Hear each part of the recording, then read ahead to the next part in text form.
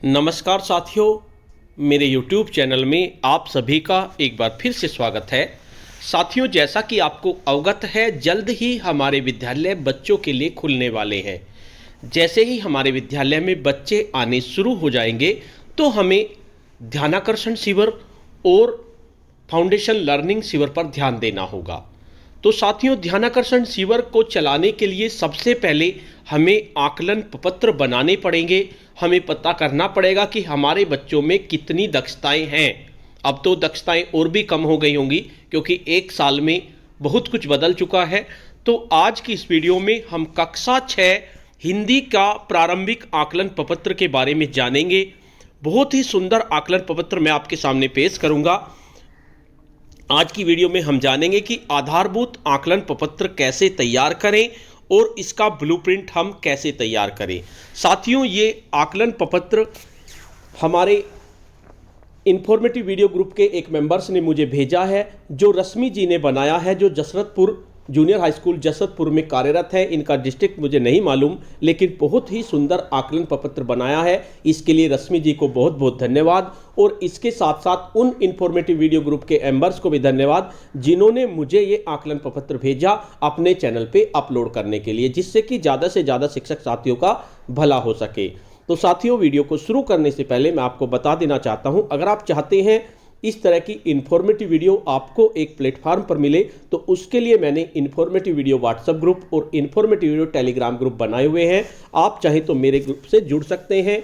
Group का link आपको video के डिस्क्रिप्शन बॉक्स में मिल जाएगा, जिस पे क्लिक करके आप मेरे ग्रुप से जुड़ सकते हैं। तो चलिए जानते हैं कक्षा 6 हिंदी के आकलन प्रपत्र के बारे में। साथियों, इसकी पीडीएफ तो मैं आपको उपलब्ध नहीं करा पाऊंगा क्योंकि मेरा गूगल ड्राइव भी भर चुका है और उसमें मुझे मिशन प्रेरणा प्रश्नोत्तरी की वीडियो भी अपलोड करनी पड़ती हैं। तो इसका आप स्क्रीनशॉट ले सकते हैं। ये ध्यानाकर्षण शिविर हेतु आकलन प्रपत्र का सबसे पहले ब्लूप्रिंट देख लेते हैं। आकलन प्रपत्र है हमारा आरंभिक परीक्षण प्रपत्र, विषय है हमारा हिंदी, कक्षा 6, सेट आपका 1 है। ये पूर्णांक समय 3 घंटे और पूर्णांक आपका 75 अंक, यानी 75 अंक का आपका पेपर होगा। उद्देश्य आधारित प्रश्नों का प्रतिशत कितने कितने प्रश्न होंगे। देखिए, विषय हिंदी कक्षा 6, तो सबसे पहले उद्देश्य आधारित देख लेते हैं। देखिए, ज्ञानात्मक जो प्रश्न होंगे आपके 20% होंगे, यानी प्रश्नों की संख्या आपकी 5 होगी। बोधात्मक प्रश्न आपके 60% होंगे, हालांकि 50% होने चाहिए ये, लेकिन इन्होंने 60% ले लिए हैं। कोई दिक्कत नहीं है, इतना आप चल जाता है तो ये 15% कर लेंगे। आप चाहें तो इनको 50% कर सकते हैं। अनुप्रयोगात्मक 10% ले लिए, इनको आप 20% कर सकते हैं। जब आप 20% करेंगे तो ये 5 हो जाएंगे, और जब बोधात्मक को आप 60% करेंगे तो ये 13 हो जाएंगे। तो आप इसको अपने अनुसार चेंज कर सकते हैं। तर्क आधारित 10%, यानी कि 2, टोटल आपके 100%, यानी कि 25 हो जाएंगे। हालांकि जो आपका मॉड्यूल है उसमें 20%, 50%, 20% और 10% का एवरेज दिया हुआ है। आप अपने अनुसार इसको चेंज कर सकते हैं, वरना एज इट इज भी आप इसको रख सकते हैं। 1-2% से हमारा कोई ज़्यादा फर्क नहीं पड़ता। उसके बाद ये देखिए, कक्षावार कितने कितने प्रश्न आपको लेने हैं।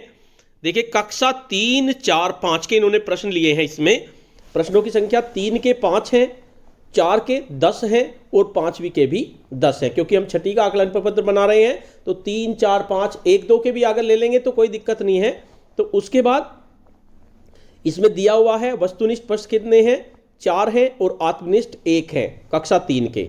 इसी तरह कक्षा 4 के 10 प्रश्न हैं, उनमें वस्तुनिष्ठ हमारे कितने हैं, 2 तो आपके बोधात्मक हो गए, 5 आपके नहीं, 2 आपके ज्ञानात्मक हो गए, 5 आपके बोधात्मक हो गए, और 1 आपका अनुप्रयोगात्मक हो गया, और 1 आपका तर्क आधारित हो गया। इसी तरह से आत्मनिष्ठ भी आपने 1 लिया है, वो भी बोधात्मक। तो इस तरह से ये आपका वस्तुनिष्ठ और आत्मनिष्ठ का कॉलम हो गया। इसमें 3, 4, 5 बहुत ही सुंदर आकलन प्रपत्र बनाया है, उसका ब्लूप्रिंट तैयार किया है रश्मि जी ने। इसके लिए उन्हें बहुत बहुत धन्यवाद। तो इस तरह से कुल 25 प्रश्नों का आप एवरेज ले लीजिए, और इसका आप स्क्रीनशॉट भी ले सकते हैं। स्क्रीनशॉट लेकर आप इसको आसानी से बना सकते हैं। अब बी है आपका प्रश्नों के प्रकार। किस तरह के प्रश्न हमें लेने हैं। वस्तुनिष्ठ आपको 20 लेने हैं, आत्मनिष्ठ आपको 5 लेने हैं, टोटल आपके 25 हो जाएंगे। देखो, इन्होंने अपना नाम भी लिखा है इसमें, रश्मि असिस्टेंट टीचर जसरतपुर। काफ़ी सुंदर आकलन प्रपत्र बनाया है, लेकिन इनको डिस्ट्रिक्ट और लिख देते थे तो ज़्यादा अच्छा रहता। उसके बाद कठिनाई स्तर पर आते हैं। कठिनाई स्तर में सामान्य इन्होंने 40% लिए हैं और औसत भी 40% लिए हैं और कठिन प्रश्न 20% लिए हैं, यानी टोटल आपके 100% हो गए। कक्षावार कितने कितने होंगे? कक्षावार 3 में सामान्य सरल प्रश्न 2 होंगे, 4 में 4 होंगे, 5 में 4 होंगे, कुल हो गए 10। इसी तरह सामान्य औसत 2, 5, 3 ये 10 हो गए, 1, 1, 3 ये 5 हो गए। तो इस तरह से कुल आपके 25 प्रश्न हो गए।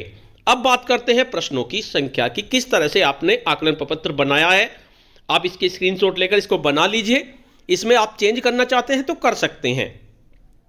और साथियों, अगर आपने इस तरह का कोई आकलन प्रपत्र बनाया है तो मुझे आप मेरे व्हाट्सएप नंबर पर भेज सकते हैं। मेरे इन्फॉर्मेटिव वीडियो ग्रुप में मैम आपको मेरा नंबर मिल जाएगा और उससे क्या होगा, मैं इसको चैनल पे अपलोड कर देता हूं तो बहुत से शिक्षक साथियों का भला हो जाता है।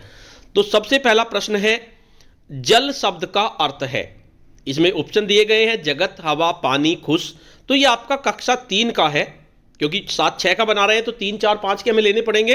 प्रश्न का स्तर आपका सरल है, प्रकार आपका यू अंडरस्टैंडिंग यानी कि बोधात्मक है आपका। बच्चे अर्थ को अपनी भाषा में बता देते हैं तथा शब्दकोश में खोजने का प्रयास करते हैं। ये लर्निंग आउटकम हो गया, यानी कि आपको हर प्रश्न का लर्निंग आउटकम भी लिखना है। उसके बाद दूसरा प्रश्न है, एक सब्जी का नाम जिसके अंत में ली आता है, मूली, गोभी, टमाटर, गाजर। तो इसे बच्चे बता देंगे। सरल प्रश्न है, कक्षा 3 का है, बच्चे सब्जियों का नाम बता देते हैं। ये आपका लर्निंग आउटकम हो गया। उसके बाद तीसरा प्रश्न है, निम्न में से कौन सा अलग है?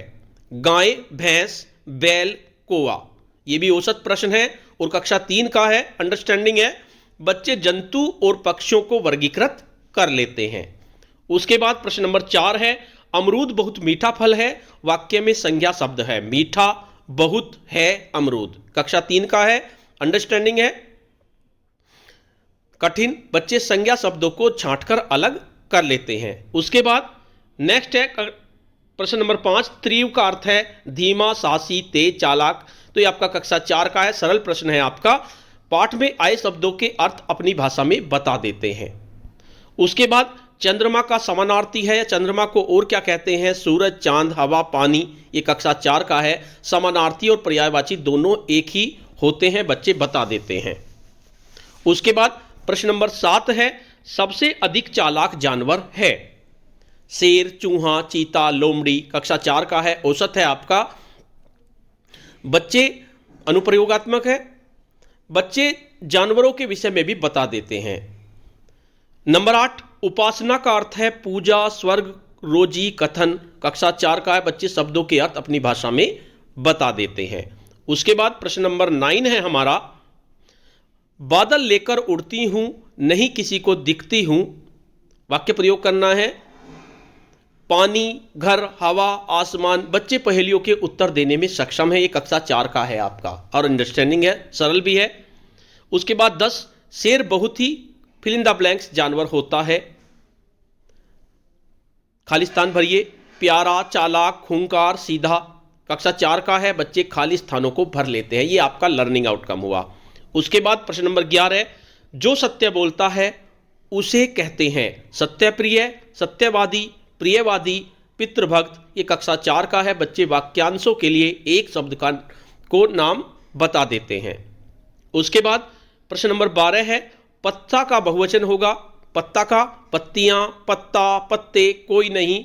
कक्षा 4 का है, अंडरस्टैंडिंग है, औसत है। बच्चे एक वचन और बहुवचन में अंतर बता देते हैं। ये हमारा लर्निंग आउटकम हुआ। उसके बाद प्रश्न नंबर 11, माइकल गाना गा रहा है, वाक्य किस काल का है? भूतकाल, भविष्यकाल, वर्तमान काल, कोई नहीं।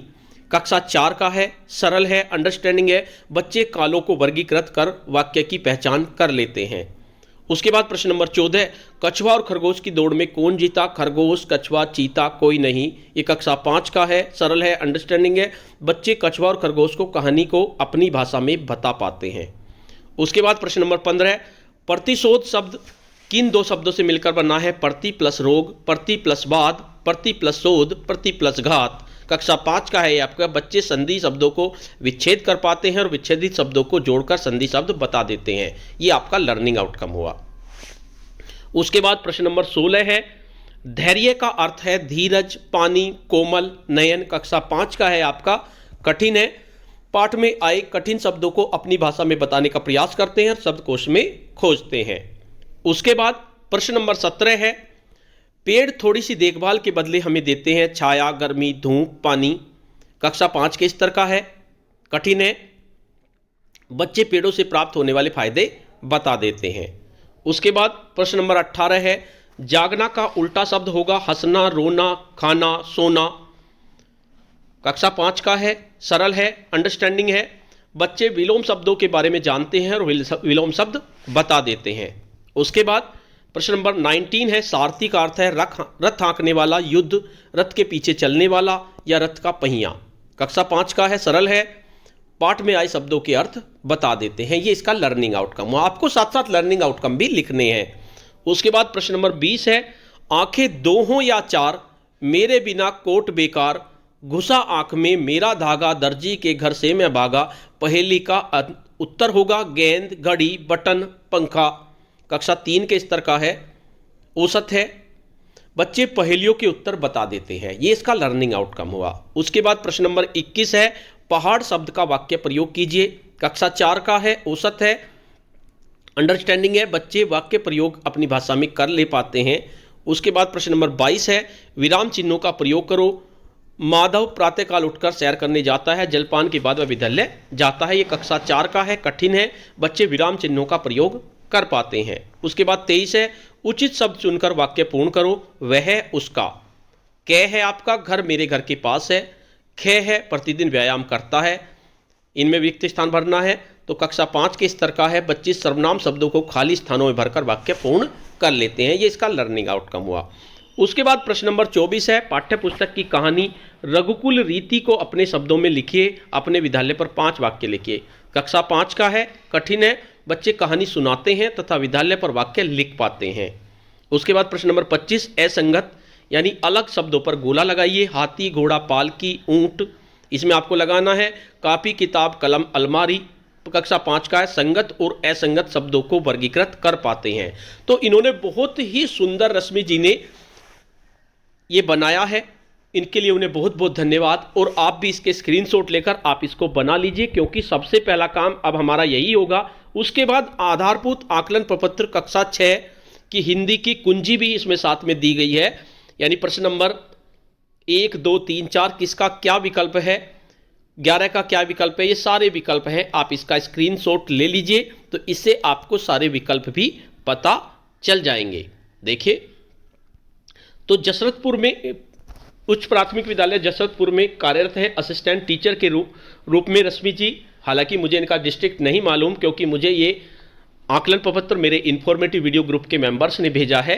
तो इसके लिए रश्मि जी को बहुत बहुत धन्यवाद कि उन्होंने इतना सुंदर आकलन प्रपत्र बनाया। साथियों, अगर आपने भी इस तरह का कोई आकलन प्रपत्र बनाया है तो मुझे भेजिए, जिससे कि मैं उसको अपने चैनल पे अपलोड कर सकूं और ज़्यादा से ज़्यादा शिक्षक साथियों को इसका फायदा हो सके।